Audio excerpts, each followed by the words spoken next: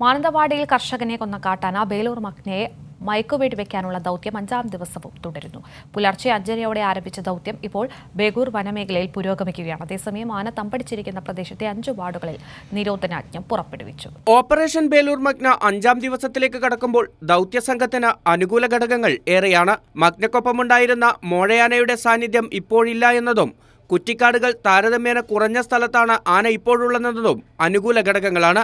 എന്നാൽ ആന നിലയുറപ്പിച്ച പ്രദേശത്ത് മറ്റ് വന്യജീവികളുടെ സാന്നിധ്യമുള്ളത് വെല്ലുവിളിയാണ്. മഗ്നയെ തുറസായ സ്ഥലത്തേക്ക് തുരത്തി മയക്കുവെടി വയ്ക്കാനാണ് ദൗത്യസംഘത്തിന്റെ തീരുമാനം. അതേസമയം ആനയുടെ സാന്നിധ്യമുള്ള തിരുനെല്ലി പഞ്ചായത്തിലെ 5 വാർഡുകളിൽ ജില്ലാ കളക്ടർ നിരോധനാജ്ഞ പ്രഖ്യാപിച്ചു. കുതിരക്കോട്, പനവല്ലി, ആലത്തൂർ, ബേഗൂർ, ചേലൂർ വാർഡുകളിലാണ് നിരോധനാജ്ഞ.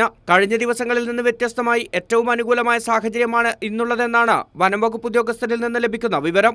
അതുകൊണ്ടുതന്നെ മയക്കുവെടി വയ്ക്കാൻ ഏറ്റവും അനുയോജ്യമായ സാഹചര്യത്തിനു വേണ്ടിയുള്ള കാത്തിരിപ്പിലാണ് ദൗത്യസംഘം.